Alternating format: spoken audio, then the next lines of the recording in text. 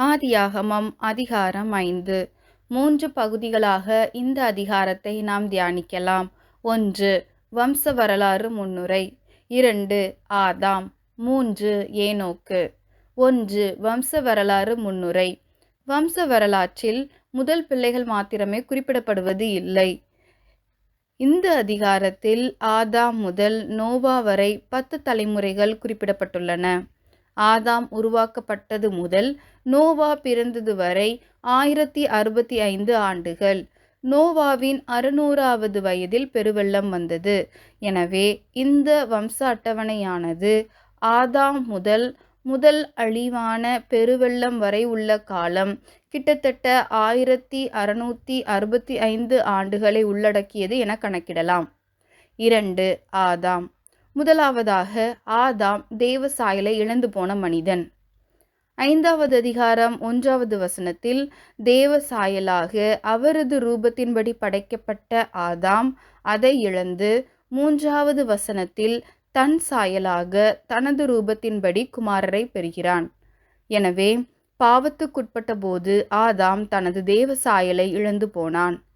2வதாக ஆதாம் கிறிஸ்துவின் எதிர்மாதிரி.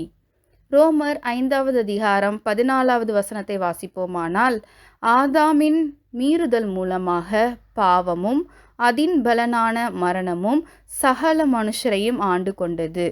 ஆனால் கிறிஸ்துவின் கீழ்ப்படிதல் மூலமாக கிருபையும் நீதியும் அதின் பலனாம் நித்திய ஜீவனும் சகல மனுஷரையும் ஆண்டு கொண்டது. அதாவது ஆதாம் முதல் மரணம் மனுஷர் மேல் வந்தது, ஆனால் கிறிஸ்து மூலம் நித்திய ஜீவன் மனுஷரை ஆட்கொண்டது. எனவே ஆதாம் கிறிஸ்துவின் எதிர்மாதிரி. 2. ஏனோக்கு. முதலாவதாக ஏனோக்கு தேவனோடு சஞ்சரித்த ஒரு குடும்பஸ்தன். தேவனோடு சஞ்சரித்தல் என்பது தேவனோடு நடத்தலாகும். ஆமோஸ் 3வது அதிகாரம் 3வது வசனத்தை வாசிப்போமானால், 2 பேர் ஒருமனப்பட்டிருந்தால் ஒழிய ஒருமித்து நடப்பார்களோ என எழுதப்பட்டிருக்கிறது.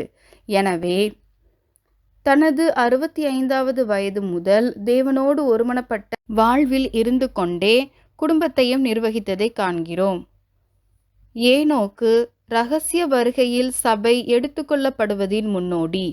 இன்று பலர் குடும்ப வாழ்வில் இருப்பவர்கள் பரிசுத்த வாழ்வு வாழ்ந்து இரகசிய வருகையில் எடுத்துக்கொள்ளப்படுவது கடினம் என்கின்றனர். ஏனோக்கும் எலியாவும் பழைய ஏற்பாட்டில் மரிக்காமல் தேவனால் எடுத்துக்கொள்ளப்பட்டவர்கள். ஏனோக்கு குடும்பத்தோடு வாழ்ந்து பிள்ளைகளை பெற்றவர். எலியா குடும்ப வாழ்வில் இணையாதவர்.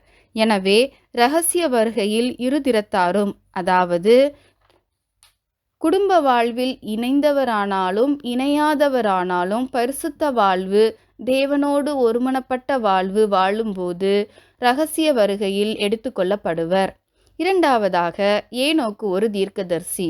ஏனோக்கு ஒரு தீர்க்கதரிசி. எனவேதான் நோவா காலத்தில் ஏற்படும் பெருவெள்ள அழிவை முன்னறிந்து தனது மகனுக்கு இவன் மரித்ததும் அது தாமதமின்றி நேரிடும் எனும் அர்த்தம் கொள்ளும் மெத்துசலா எனும் பெயரிட்டார்.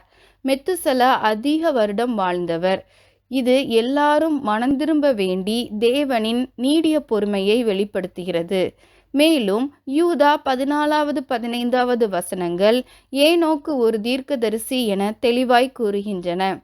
மேலும் இவர் ஒரு விசுவாச வீரனாவார்.